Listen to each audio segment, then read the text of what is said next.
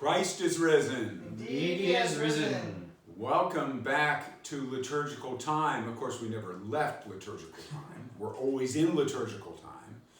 And today we're going to be talking about monthly time, or the Menaion. Now, for those of you that know what the Menaion is, the Menaion is 12 different books, one for each month. That's what the word Menaion means. So, if I was really incredibly organized, I would have all 12 books in front of me and we'd be able to look at it and I'd be able to tell you all kinds of things about what's going on every day of the month, calendar month, in the Orthodox Church. But we have something neater that we can use in our 2020 world, and that's the computer. And we can pick it up, one just like this. Pick up an iPad, if you had an iPad, or if you have a regular computer, go to the OCA website, and you look under text, okay? And we're going to discuss one day. And then I'll explain to you how the other days work in the Menaion. So the 12 books of the Menaion contain all of what we do for that particular day. Tomorrow is a special day in the church. Tomorrow is a special day in the OCA. Tomorrow is a special day in Pennsylvania OCA.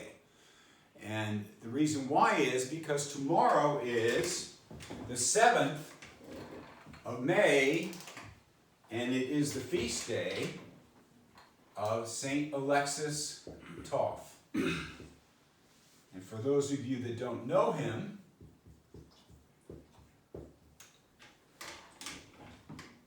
he was one of the first 5 Byzantine Catholic priests that came to the United States, and he converted to Orthodoxy in the 1890s. Beautiful long story about that. And then he helped to convert many people from the Byzantine Catholic Church into the Orthodox Church.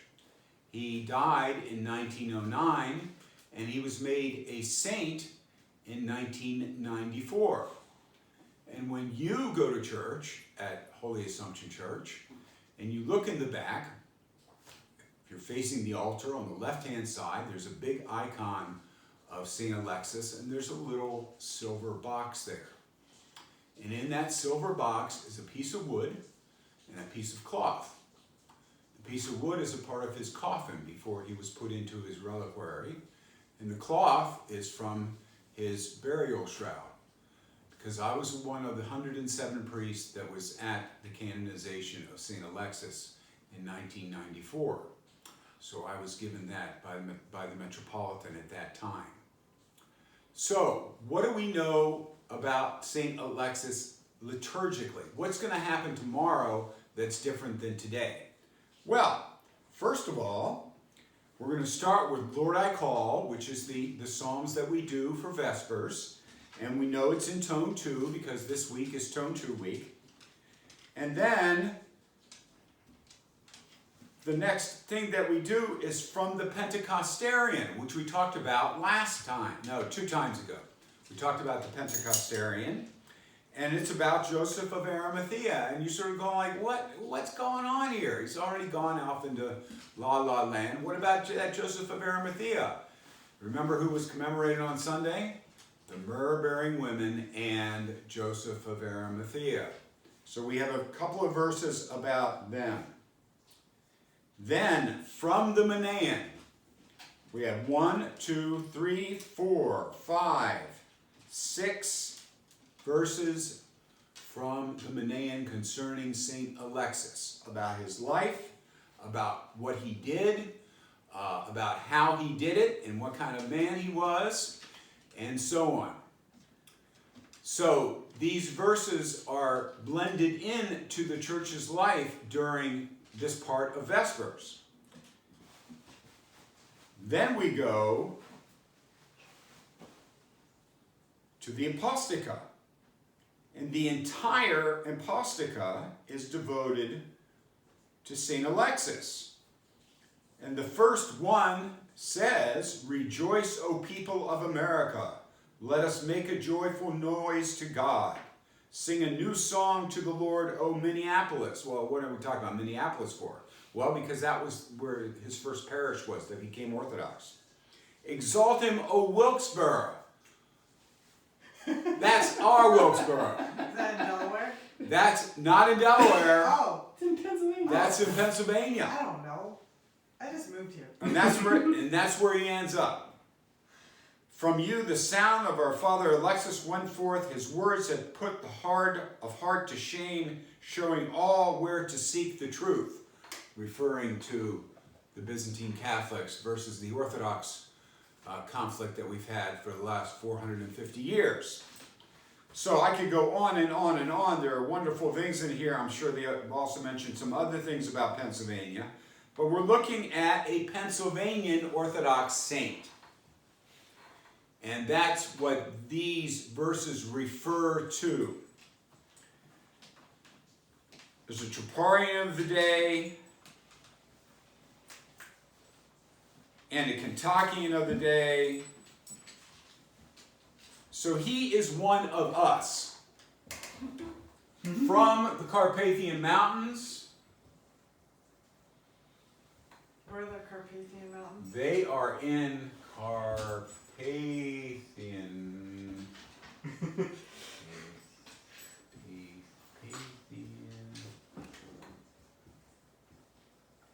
They are now in Poland, Slovakia, Ukraine, and Romania. But where he comes from was a part of the Kingdom of Hungary. So people make the mistake of, oh, St. Alexis and three of my great-grandparents all came from Czechoslovakia. Well, Czechoslovakia didn't exist until 1919, so believe me, St. Alexis and my three great-grandparents that came from there, they came from the Kingdom of Hungary. That's where they came from. So, he came from there, came to Minneapolis, and then converted to Orthodoxy there, and then converted thousands of people to Orthodoxy. But he really belongs to us here in Pennsylvania. And that's where his relics are, at St. Tikhon's Monastery, where they are today. And he is one of our saints. One of 4 priests that were canonized in 1994, which is a real rarity to have 4 priests. All 4 priests were parish priests. They were not monk priests. They were all parish priests. It was a very interesting time in the history of the church. So I can look in the computer under text for this day, and find out what the Menaion is. I just looked at the Menaion. That's what I just did. So there's a Menaion in the text of the Orthodox Church in America's website. And all the other churches have basically the same thing too. All the other jurisdictions, they also have the Menaions in there. So what they commemorate and which saints they commemorate and so on. The major saints are usually there. People like St. Nicholas. December 6th is St. Nicholas Day. You find all the particular hymns about St. Nicholas from where? From the Menaion. So anything that has a date and is a minor feast comes from the Menaion. We don't talk a lot about this because most parishes don't have, the Menaion didn't come out, it wasn't that long ago, maybe 20, 25 years ago, they came out in English for the first time. So, but now we have it. And we have it on computer, which is great. So, every day has a mentioning from the Menaion. Every day. So, how do we work this? Well, we have to remember, first of all, that there are saints that are commemorated every day. We don't have any like blank days. If a saint is not commemorated, that usually means it's a great feast or a really great feast like Pascha, and a saint isn't commemorated. There's also traditions where during Holy Week, saints aren't commemorated. So during that particular time of the year, a saint might not be commemorated. But otherwise, a saint is commemorated, and they should be in the Menaion. They should be in the Menaion. So that's where we find out about all of these saints, the thousands and thousands and thousands of saints, and the hymns that we sing about them are in the Menaion. So this is the second to the last piece of the liturgical year, really. Because it's like the glue that holds it all together. So you could go to your name's day and find out about your name, your particular saint. My saint is Saint Mark, Holy Apostle and Evangelist, and he's celebrated on the 25th of April. And I would go to the Menaion and find out everything about Saint Mark, about all the hymns that are sung concerning him, and maybe, depending on the website, get a short life of him too. It's having this on the website of the OCA is really, really powerful now for us as Orthodox Christians. We can directly relate to what's going on monthly and daily in the Orthodox Church concerning saints and concerning what we sing about them and what that means. So we could go through every saint and spend the next 2 or 3 years on who comes from where and what are they about and everything else. There are some saints who are a little bit less, they're not less saints, but they're a little bit more minor saints. St. Alexis is a major saint in the Orthodox Church in America. Some minor saints might just have a template of monk saints. So they would put the person's name in, and sometimes you may hear that. You may hear that at Vespers time on Saturday night. Oh, Holy Father so-and-so, and the next week you have Holy Father so-and-so, with a different name. Well, it's the same hymn. So the template is monk. There's a monk template for that particular time. There's a nun template. There are templates for martyrs and so on. So there's also that in the Menaion too. That's a part of the Menaion. Other major feasts outside of, St. John the Baptist on the 29th of June. The beheading of St. John on the 29th of August. All of these particular major saints are found in the Menaion. They're found there, and they become a part of the life of the church. So, any questions about the Menaion from my crowd here? I've got 2 dogs that are asleep and 2 human beings that are awake. So this is great. The Menaion, is that Greek? It's Greek. What does it translate into? It's in month. English? It's just month? Yeah. Yeah. And it isn't, it's the month that we have, which of course are, once again, like weekdays, they're named after Roman and Greek gods. So, oh well. Okay, do you all want to hear about the last piece? Yes. Yeah. Because I failed to mention something, didn't I? So you're sort of thinking, normally I would give you, a little bit of time here. Play the Jeopardy hymn. This is for $12 million. No, I'm not going to do that to you. So the last piece of Liturgical Time is the last book, and it's called the Festal Menaion. The Festal Menaion. So, what's in the Festal Menaion? Well, gosh, Father, if it has Menaion in it, and it has Festal in it, it must have feasts in it. Yeah. These are the major feasts.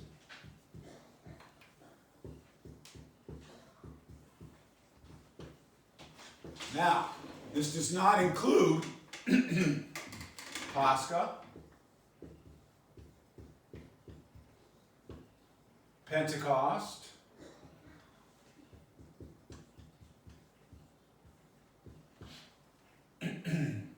Palm Sunday,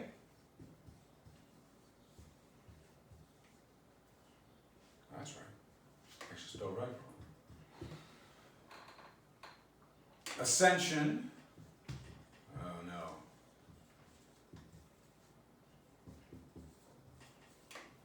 What else am I missing?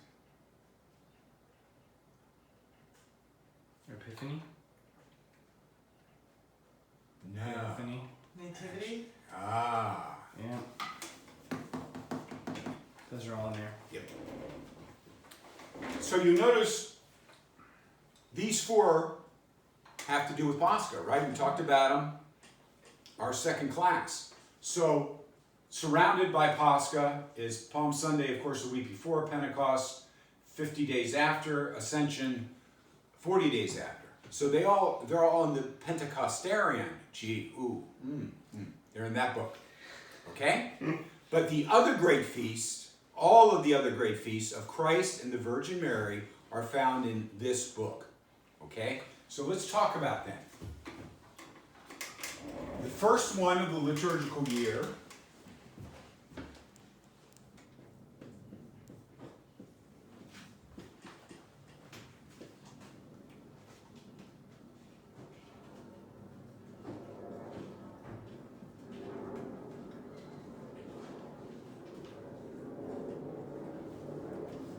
and the last one of the liturgical year are about the same person.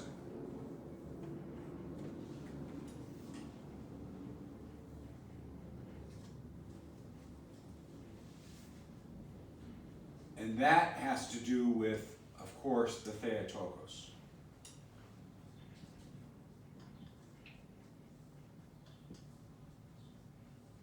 So we begin the liturgical year on the 1st of September, which was the first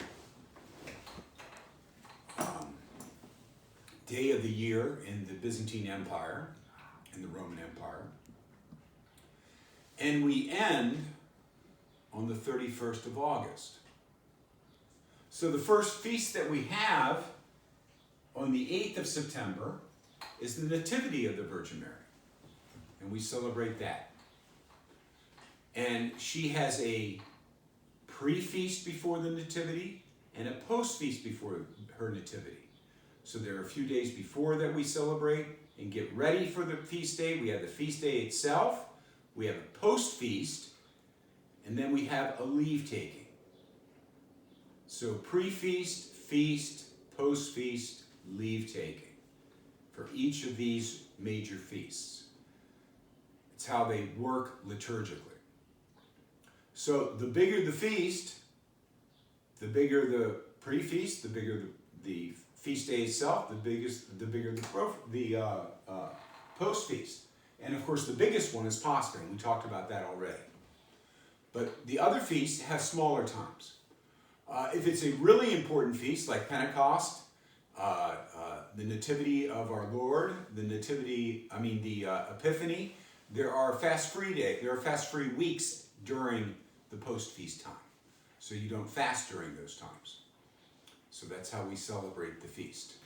What does leave-taking mean? Leave-taking is the last day of the feast. It's a very good question, because leave-taking is the last day. So the last day of celebrating the feast of Pascha is the day before Ascension. It's the 39th day, so it's the last day. And this year it will be the 27th of May, Which Wednesday. is Yeah, it's my birthday. 25 again. I'll be 25 again. Yeah, I felt like I've been 25 for a really long time. So leave-taking of Pascha is the post-feast of Pascha formally is 39 days long. For the other feasts, it's up to like 8 days. It could be up to 8 days, depending on the feast. So the first feast of the year is the Nativity of the Theotokos. The last great feast of the year is the Dormition or Assumption of the Theotokos, our feast on the 15th of August. Okay, so they sort of bracket the new year. Now, because our feast is so important, sometimes we may leave the icon out a little bit longer. It's our feast. We even have a shroud for her. We have a shroud of the Theotokos, and we bring that out in procession if it's not raining. And we have that for her too. And we have special things for the feast. It's also preceded, she has a wonderful pre-feast, it's preceded by 2 weeks of fasting. So from the 1st of August through the 15th of August up to the 15th of August is a fasting time to prepare for the feast of the Dormition of the Theotokos, or the Assumption of the Theotokos. Okay? Going forward now, trying not to go backward, which is what I wanted to do before, but going forward, the next great feast is the Feast of the Exaltation of the Cross on the 14th of September. And this commemorates the founding of the cross and the founding of the Church of the Holy Sepulchre in Jerusalem with the aid of Helena, the mother of Constantine the Great. So we celebrate that particular feast on the 14th of September. It's the third feast of the cross fourth feast of the cross that we have during the year. And next to the crucifixion is the biggest one. So it has a longer pre-feast and a longer post-feast. The next one is back to the Theotokos again.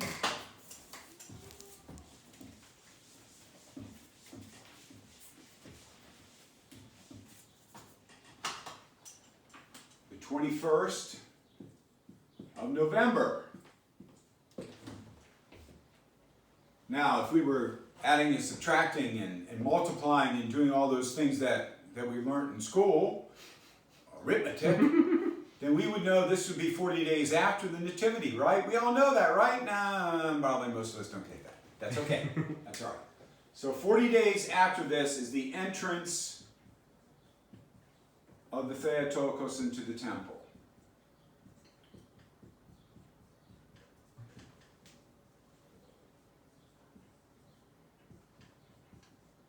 Which is a very long into the temple.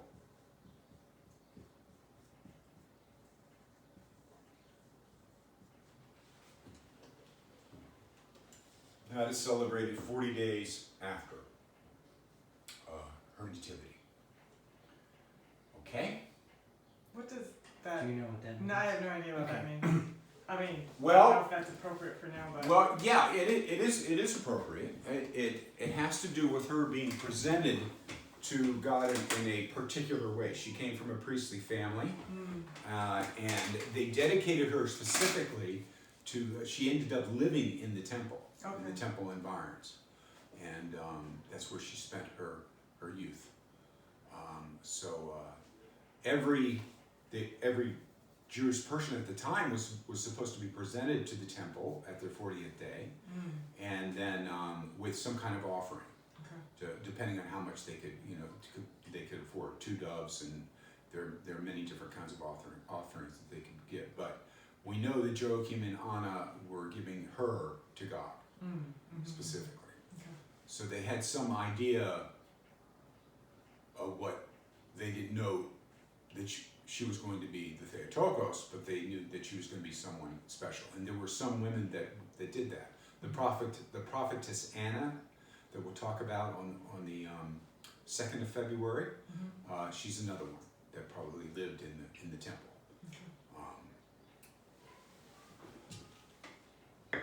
The next one is not St. Nicholas. Sorry. Thanksgiving, nope. The next one is the Nativity of Our Lord, which on the new calendar is the 25th of December.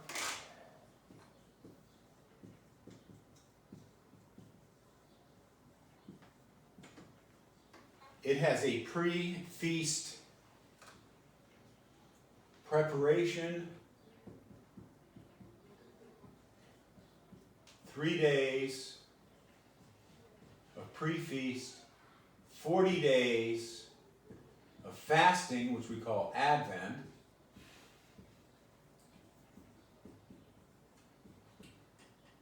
the feast itself, and then 8 days of post-feast.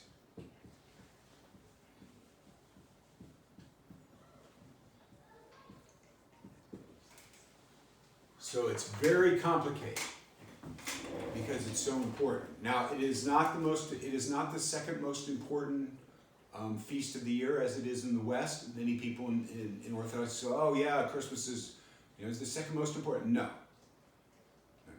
There are 2 other ones that are more important than this. Christmas comes from a triune feast that was a part of the early church up until the 4th and 5th century. We know that Christmas itself was celebrated on the 25th, probably in the 400s to 500s. But before that, it was the baptism of Christ, Christmas, the Nativity of Christ, and the presentation of our Lord in the temple were all celebrated together on the 6th of January. And then they were split apart into 3 separate feasts. So the center of it wasn't Christmas, it was Epiphany. And it's still Epiphany after Pentecost, so it's Pascha, Pentecost, Epiphany, then Christmas are the importance of feasts, of the major feasts of the year. So Christmas is very complicated in its arrangement, how things work. Takes up a good chunk of the Festal Menaion, but one feast takes up more, and we will talk about them next time and complete the feasts of the year, and hopefully with some questions next time. Any questions this time? No, Kim's asked all of my questions. Kim asked all your questions. That's And sad. you, and well, the 2 have become one question. I don't know. Okay.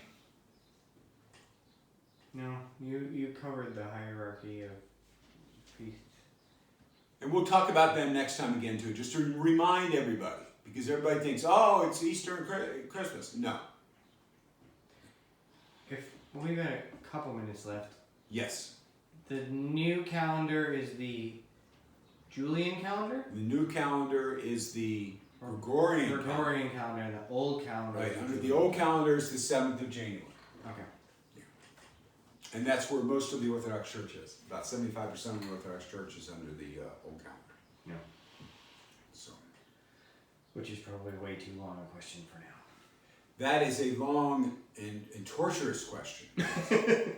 part of the liturgical time, sort of. We may talk about that at the end. Okay. Yeah. So next time we will complete the Festal Menaion, talk about Epiphany and other wonderful feasts of the Theotokos. God bless you and keep you. Be safe. Wear masks.